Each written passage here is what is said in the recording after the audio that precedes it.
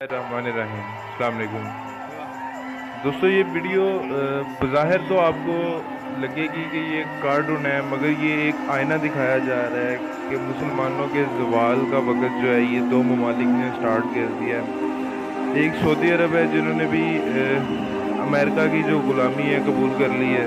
بظاہر تو یہ کارٹون نظر آ رہا ہے، مگر یہ آئینہ دکھایا جا رہا ہے کہ سعودی عرب نے بھی امریکہ کی غلامی قبول کر لی ہے۔ اس کے بعد یو اے ای والوں نے بھی اسرائیلیوں کو تسلیم کر لیا ہے۔ اس وجہ سے یہ ایک کارٹون کی صورت میں امریکہ کی طرف سے ایک آئینہ دکھایا جا رہا ہے کہ جلد ہی ہم ان کے گریبانوں تک پہنچیں گے۔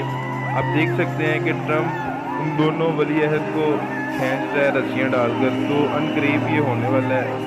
یہ اسلام کا زوال کا وقت ہے۔ اللہ پاک اسلام کو سربلندی عطا فرمائے، آمین ثم آمین، اور ان کو نیست و نابود فرمائے جنہوں نے قبول فرمایا اسرائیل کو۔